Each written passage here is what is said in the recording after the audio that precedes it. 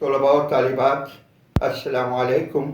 अब हम दूसरी नज़्म पढ़ रहे हैं, क्योंकि आपको पता है जो स्मार्ट सिलेबस आपको कम अरसे की वजह से दिया गया है, उसमें दोनों नज़में हम्द और नात को भी शामिल किया गया है। और आपको ख़ास रियायत ये दी गई है कि अब शायर का तारुफ और मुसन्निफ़ के तारुफ में से कोई सवाल नहीं आएगा। इसलिए आपको शायर का तारुफ और मुसन्निफ़ का तारुफ कहीं भी याद करने की ज़रूरत नहीं होगी। बोर्ड में अशआर नज़्म की तशरीह सवाल नंबर 2 में होगी।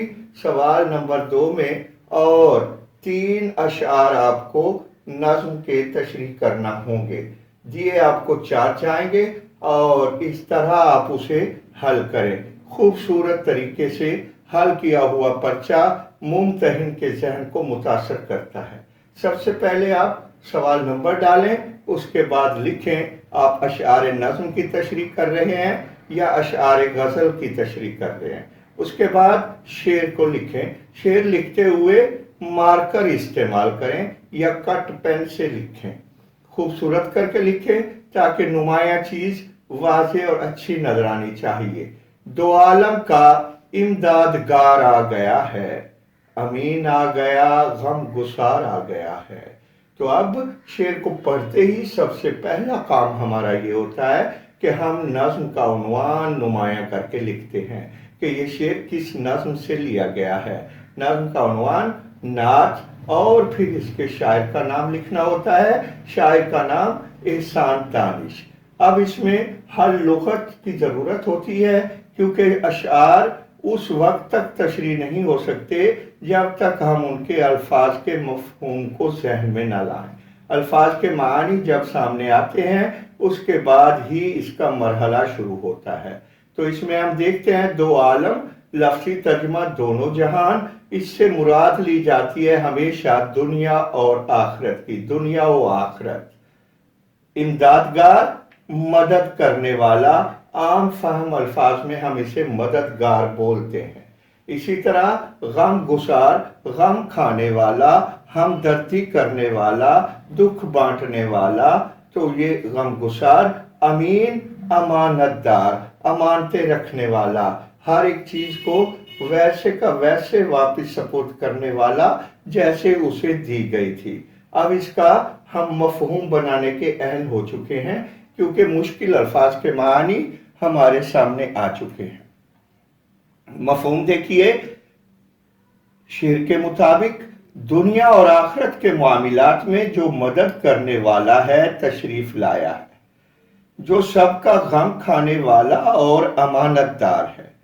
तो अब इस मफहूम को हम वजाहत से जब बयान करेंगे, इसी को तशरीह कहा जाता है। मगर इम्तिहानी तशरीह में हम उसका आगाज हमेशा इस अंदाज से करते हैं कि उसमें शायर का नाम, नज़्म का उन्वान और हवाला आ जाए कि बात किस हवाले से हो रही है। तो यूं शुरू करेंगे तशरीह को। शायर एहसान दानिश नज़्म नात के इस शेर में हज़रत मोहम्मद सल्लल्लाहु अलैहि वसल्लम की शान बयान करते हैं कि आप सल्लल्लाहु अलैहि वसल्लम ऐसी हस्ती हैं कि जिनकी आमद की खबर तमाम अंबिया देते आए हैं और हर नबी ने आपके आने की खुशखबरी दी है और बताया है कि आप सल्लल्लाहु अलैहि वसल्लम जब आएंगे तो वो पूरी रूए ज़मीन के लिए नबी होंगे। ज़मीन पर मौजूद जिनो इंस सब के नबी होंगे और रहमत होंगे अल्लाह की, और वो सबको उसकी सीधी राह दिखाएंगे, वो राह दिखाएंगे जो अल्लाह को पसंद है। और फिर आप सल्लल्लाहु अलैहि वसल्लम की तशरीफ आवरी हो गई। जब आप सल्लल्लाहु अलैहि वसल्लम दुनिया में तशरीफ लाए तो आलम यह था कि भाई भाई का दुश्मन था, बात बात पर तलवार निकलती थी, दो शख्सों की लड़ाई, दो कबीलों की लड़ाई बन जाती थी जो एक तवील मुद्दत तक चलती रहती थी।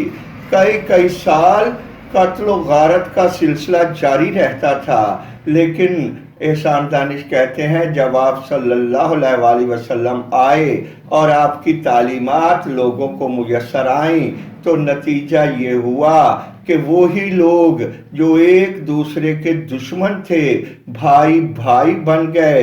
न सिर्फ उनकी दुनिया सुधर गई बल्कि आप सल्लल्लाहु अलैहि वसल्लम ने ऐसी तालीमात दी जो दुनिया और आखिरत दोनों को संवार गईं और फिर वो लोग लोगों में भी मकबूल हुए और अल्लाह के भी मकबूल बंदे बन गए।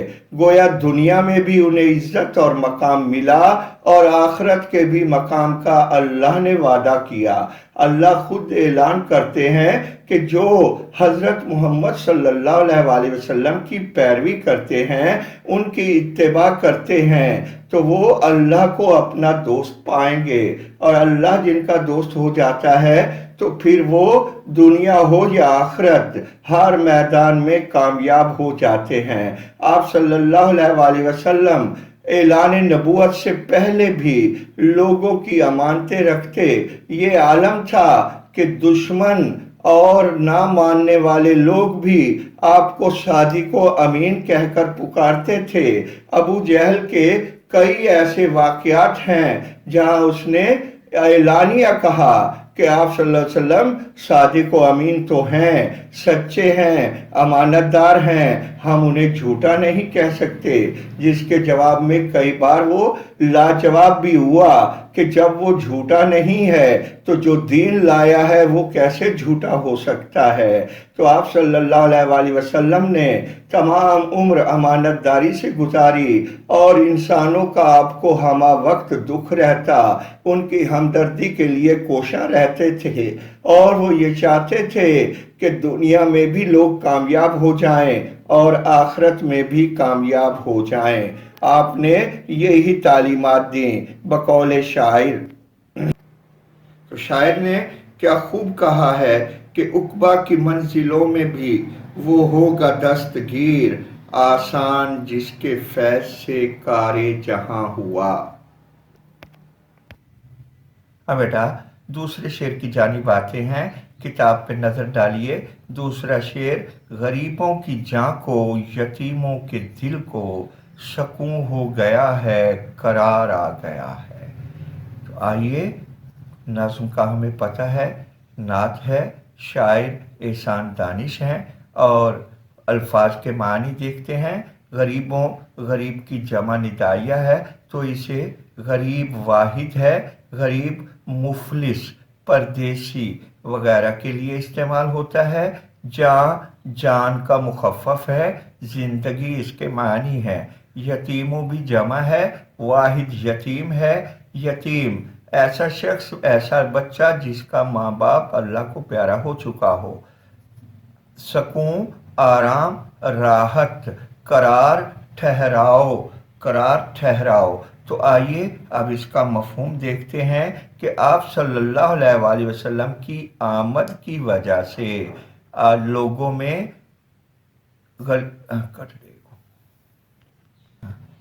आप सल्लल्लाहु अलैहि वसल्लम की आमद का नतीजा ये निकला कि आपकी तालीमात के असर की वजह से लोग जब सुधरे और आपकी तालीमात पर चलने लगे तो दुनिया में गरीब, मुफलिस, नादार लोग जो कोई अहमियत नहीं पाते थे, मुआशरे में धुतकारे जाते थे, उन लोगों की ज़िंदगी भी सकून में आ गई। तो अब हम इसके मफ़हूम की जानिब आते हैं कि आप सल्लल्लाहु अलैहि वसल्लम की आमद से तमाम नादारों की ज़िंदगी को, यतीमों के दिल को सकून, राहत और ठहराव मुयस्सर आया, यानी इत्मीनान मिला। तो आइए अब इसकी तशरीह करते हैं। इसी मफ़हूम को वजाहत से बयान करना होता है तो तशरीह हो जाती है। तशरीह के रिवायती जुमले से ही उसका आगाज़ करना बेहतर होता है कि इस शेर में शायर एहसान दानिश कहते हैं कि आप सल्लल्लाहु अलैहि वसल्लम जब दुनिया में तशरीफ़ लाए और आपने लोगों को इस्लाम की दावत देना शुरू की, इस्लाम की तालीम देना शुरू की, लोग सलामती की जानिब आए। आपसे पहले ये आलम था کہ لوگ غریب مفلس اور نادار لوگوں کو کوئی اہمیت نہیں دیتے تھے، ایک پل میں انہیں دھتکار دیا جاتا تھا۔ غربا کی، مفلسوں کی، ناداروں کی اہم بات سننے کے لیے بھی کوئی تیار نہ ہوتا تھا، انہیں کم مقام سمجھا جاتا تھا، انہیں اپنے برابر کوئی نہیں بیٹھنے دیتا تھا، انہیں نیچے بٹھایا جاتا تھا اور دھتکارا جاتا تھا۔ لیکن آپ صلی اللہ علیہ وسلم کی تعلیمات کا یہ نتیجہ ہوا کہ آج بھی ہم دیکھتے ہیں کہ جب ہم نماز پڑھتے ہیں تو پھر کبھی کوئی فرق نہیں ہوتا کہ کون کس مقام و مرتبے کا ہے، ایک ہی صف میں سب کھڑے ہوتے ہیں۔ اس منظر کو علامہ اقبال نے بہت خوبصورت انداز سے بیان کیا ہے کہ وہ کہتے ہیں کہ ایک ہی صف میں کھڑے ہو گئے محمود و ایاز، نہ کوئی بندہ رہا اور نہ کوئی بندہ نواز۔ تو یہ کیفیت انسانوں میں شیر و شکر والی پیدا کر دی۔ آپ صلی اللہ علیہ وسلم کی تعلیمات کا نتیجہ تھا کہ بات بات پر تلوار نکالنے والے قبیلے آپس میں شیر و شکر ہو گئے، یکجان ہو گئے، ایک دوسرے کے بھائی بھائی بن گئے، اور مواخات مدینہ نے جو مثال تاریخ انسانی میں قائم کی اس کا کوئی بدل آج تک میسر ہی نہیں کہ کس طرح اپنی جاگیریں، اپنی جائیدادیں، اپنے کاروبار ہر مدینے والا مسلمان مکے سے ہجرت کر کے آنے والے مسلمان کو دے رہا تھا، اور یتیم لوگ ٹھکرائے جاتے تھے، انہیں بدقسمت سمجھا جاتا تھا، ان بچوں کا کوئی پرسان حال نہ ہوتا تھا۔ لیکن آپ صلی اللہ علیہ وسلم نے یتیموں کے سر پہ دست شفقت رکھا، انہیں دلاسا دیا، ان کے لیے معاونت کے انتظامات کیے اور لوگوں کو بھی یہی درس دیا۔ نتیجہ یہ نکلا کہ ہر شخص یتیم کے سر پہ دست شفقت رکھنے کے لیے ہمہ وقت تیار نظر آتا تھا، اور اس سعادت کو حاصل کرنے کے لیے ایک دوسرے میں مثبت مقابلہ دکھائی دیتا تھا۔ بس گویا یوں ہو گیا کہ آپ صلی اللہ علیہ وسلم کی تعلیمات جیسے ہی دنیا کو میسر آئیں تو نادار، بے بس، بے کس اور بیچارے لوگ سکون میں آ گئے، ان کی زندگی میں بھی راحتیں آ گئیں، انہیں بھی اطمینان اور تسلی ہوئی، وہ بھی سکھ کا سانس لے کر جینے لگے، اور یہ سب آپ صلی اللہ علیہ وسلم کی تعلیمات کا نتیجہ تھا۔ شاعر نے کیا خوب کہا ہے، ہوئی ہے آپ کی آمد پہ نور کی بارش، ہوئی ہے آپ کی آمد پہ نور کی بارش، بکھر گئے ہیں جدھر دیکھیے اجالے سے، بکھر گئے ہیں جدھر دیکھیے اجالے سے۔ آئیے اب تیسرے شعر کی طرف چلتے ہیں۔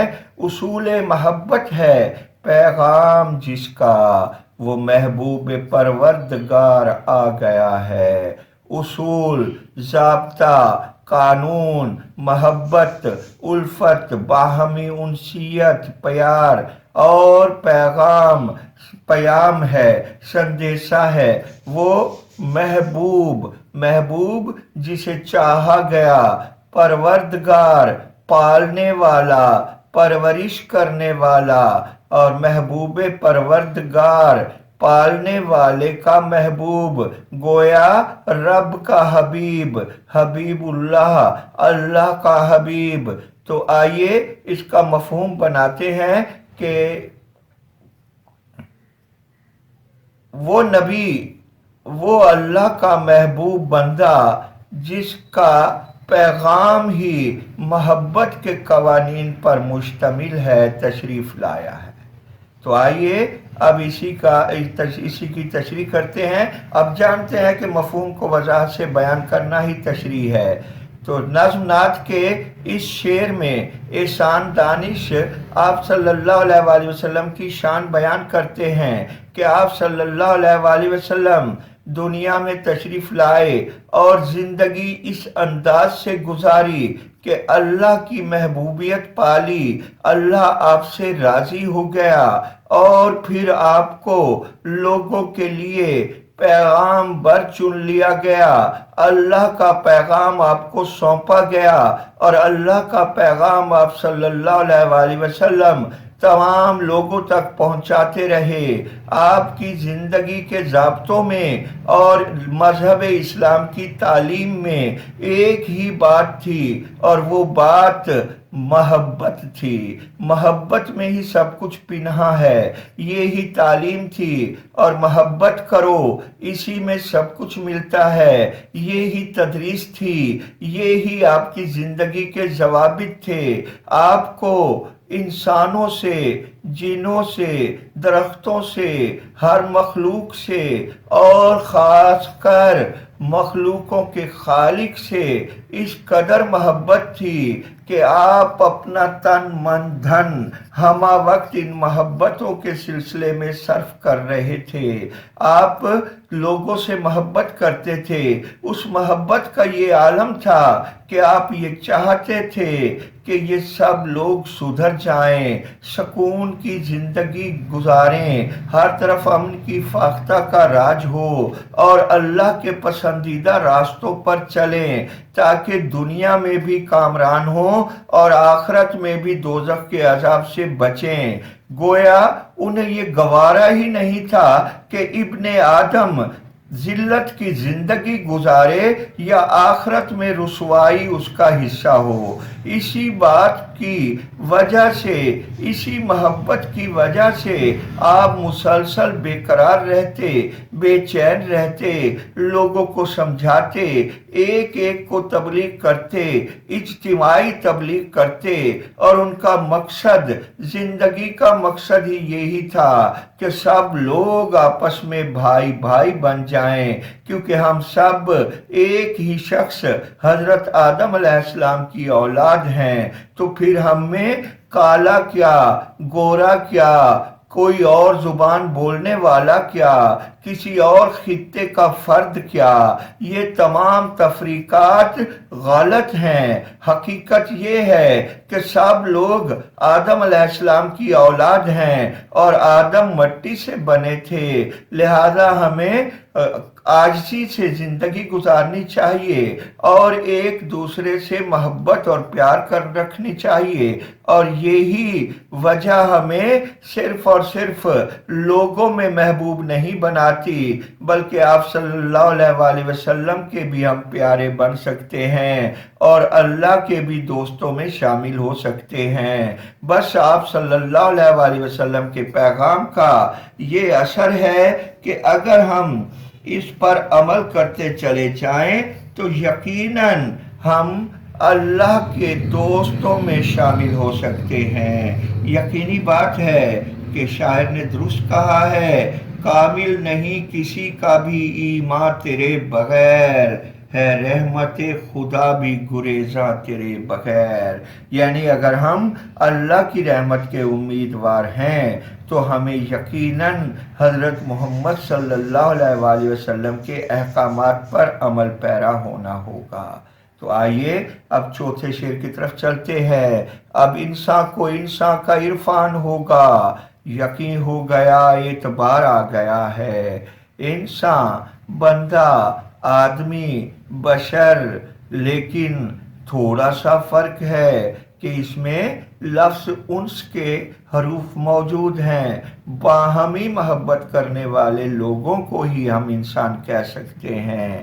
عرفان، پہچان، جانکاری، معرفت، یقین، اعتماد، بھروسہ، اعتبار بھی اسی کا مترادف لفظ ہے، اس کے بھی بھروسہ اور اعتماد معنی ہیں۔ آئیے اس کا مفہوم اخذ کرتے ہیں کہ آپ صلی اللہ علیہ وسلم کی تعلیمات کے نتیجے میں اب انسان کو انسان کے مقام کا پتہ چلے گا، اور ہمیں اس بات کا یقین ہو چلا۔ آئیے اب اس کی تشریح کرتے ہیں، اسی کی وضاحت ہی تشریح ہو جاتی ہے۔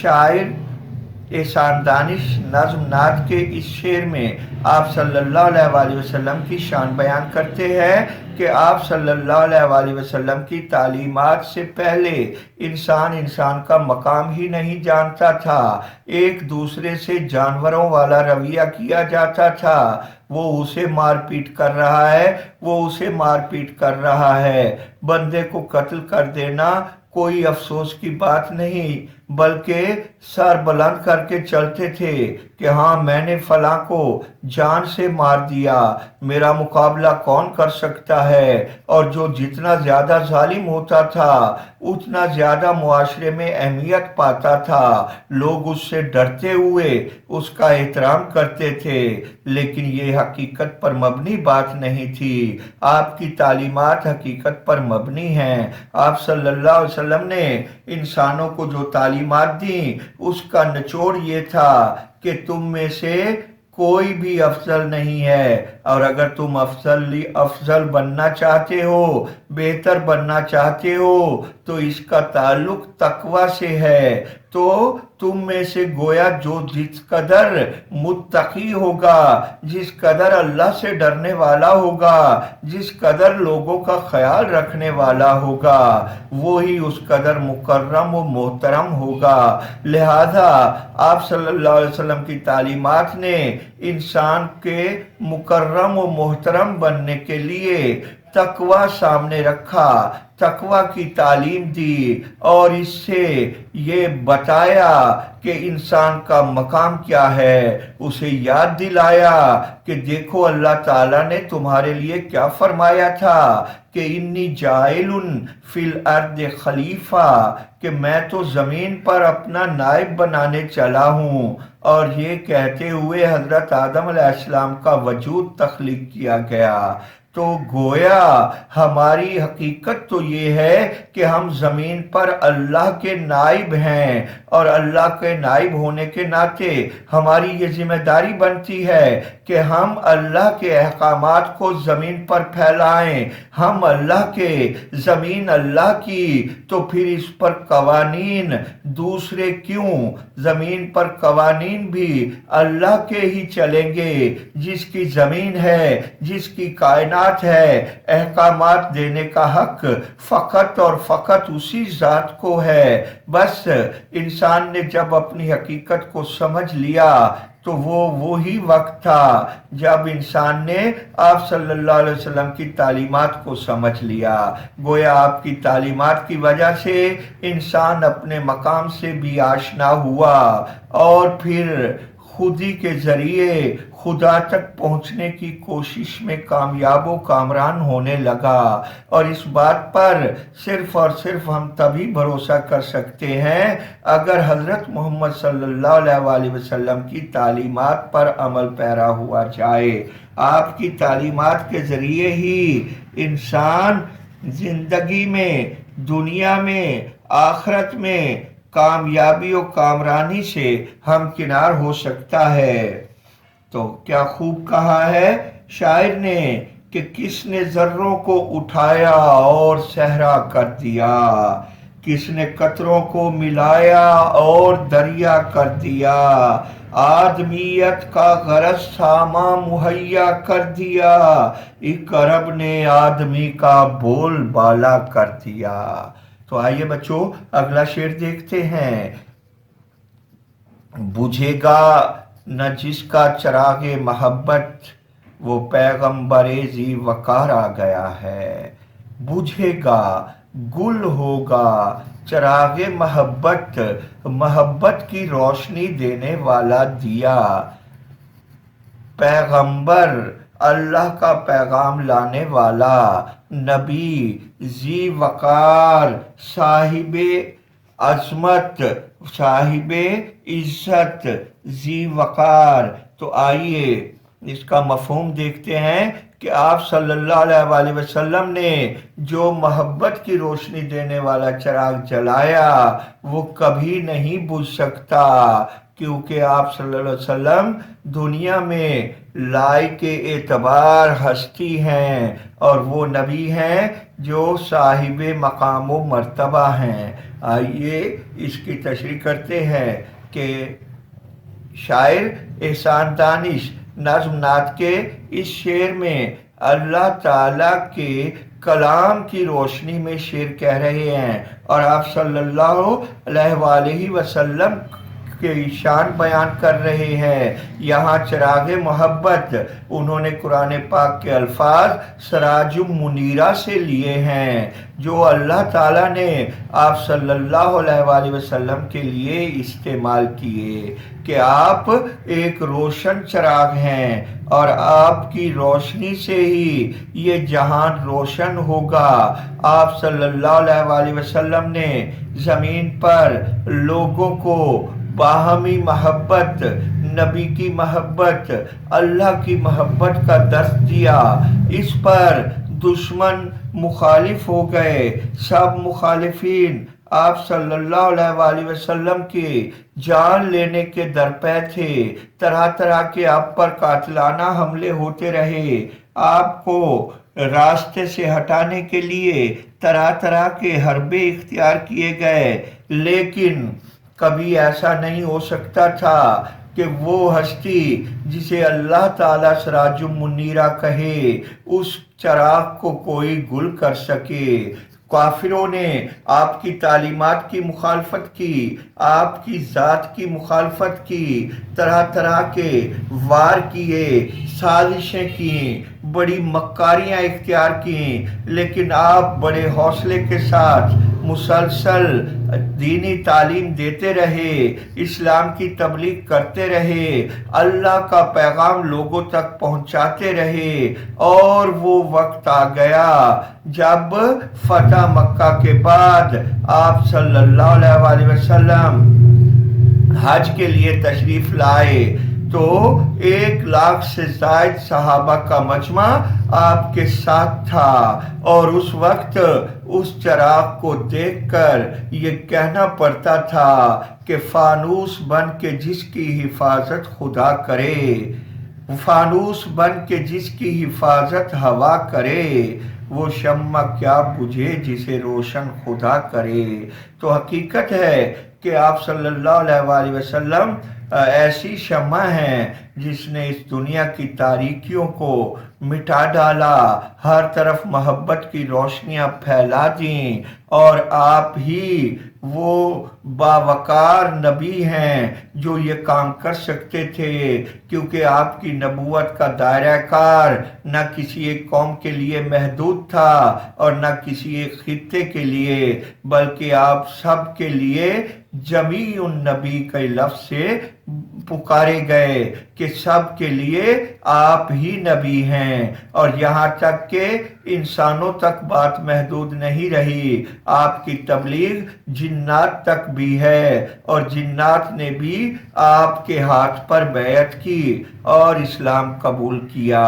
تو ایسا چراغ جو اللہ تعالیٰ کا پیغام لے کر آیا اور محبت کی روشنی پھیلاتا ہے، وہ کوئی اسے گل نہیں کر سکتا، وہ تا ابد روشن رہے گا اور فروزاں رہے گا۔ آئیے آخری شعر کی طرف۔ زمانے کو اب اپنی منزل مبارک کے ایک خضر صد رہ گزار آ گیا ہے۔ زمانہ یہاں مراد دنیا ہے، وقت نہیں، اور منزل مقام جہاں تک ہم پہنچنا چاہتے ہیں مبارک باعث برکت ہو، دعائیہ کلمہ ہے۔ خضر صد رہ گزار، خضر حضرت خضر علیہ السلام ایک نبی تھے جو بھٹکے ہوئوں کو راستہ دکھاتے تھے۔ ان کے دنیا سے جانے کے بعد ان کا نام رہنما کے معنوں میں استعمال ہو گیا اور ضرب المثل بن گیا ہے۔ صد رہ گزار، سینکڑوں راستے، رہ گزار راستہ، صد 100، خضر صد رہ گزار، سینکڑوں راستوں کا رہنما۔ تو مراد کیا لیں گے؟ ایسی ہستی جو ہر راستے کی رہنمائی عطا فرما سکے۔ آئیے مفہوم کہ آپ صلی اللہ علیہ وسلم کی ذات ایسی ہستی ہے جو ہر راستے کی رہنمائی دے سکتی ہے۔ گویا اب اہل زمانہ کو منزل مبارک ہو۔ تو شاعر تشریح کی طرف آتے ہیں۔ شاعر احسان دانش نظم نعت کے اس شعر میں حضرت محمد صلی اللہ علیہ وسلم کی شان اس طرح بیان کرتے ہیں کہ وہ لوگ جو بھٹکے ہوئے تھے، جو گمراہی کا شکار تھے، جو بات بات پر تلوار نکال لیتے تھے، جن میں رشتوں کا تقدس نہیں تھا، جنہیں ماں کے مقام کا پتہ نہیں تھا، جنہیں بہن کی عظمت کا پتہ نہیں تھا، جو پڑوسی کا حق اسے نہیں دیتے تھے، جو اپنے وطن کی حفاظت کے لیے تیار نہیں ہوتے تھے، جو اپنے لیے سب کچھ جمع کرنا جانتے تھے، جنہیں صدقہ خیرات عذاب دکھائی دیتا تھا، جو دکھی لوگوں کی خدمت سے جان چراتے تھے، ان لوگوں کو ہدایت کی ضرورت تھی۔ ان کی ہدایت کے لیے ایک ایسا رہنما درکار تھا جو ہر قوم کو،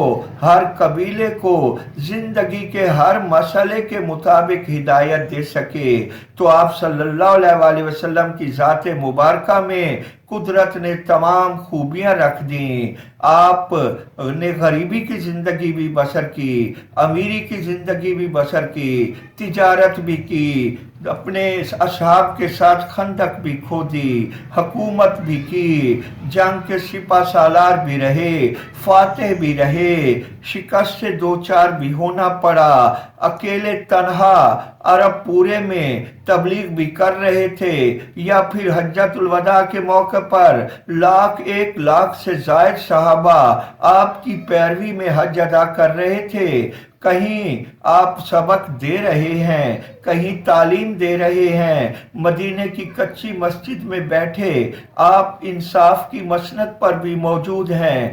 گویا زندگی کے کسی بھی شعبے سے متعلق اگر کوئی شخص آپ کی زندگی سے رہنمائی حاصل کرنا چاہتا ہے تو کامل ترین زندگی آپ کی زندگی ہے، جس سے ہر شخص کو اپنے شعبے کے مطابق یا زندگی کی کیفیت و حالت کے مطابق رہنمائی میسر آ سکتی ہے۔ غم میں، خوشی میں اور جیت میں، شکست میں، جس مرحلے پر بھی آپ صلی اللہ علیہ وسلم کی زندگی سے ہم نمونہ حاصل کرنا چاہیں ہمیں میسر ہے۔ اس لیے شاعر کہتے ہیں کہ اب انسان کو مبارک ہو، اب اسے منزل مل سکتی ہے، کیونکہ آپ صلی اللہ علیہ وسلم کا اسوہ حسنہ ہم سب کے سامنے ہے۔ بس کمی ہماری ہے، اگر ہم آپ صلی اللہ علیہ وسلم کے اسوہ حسنہ پر عمل پیرا ہو جائیں،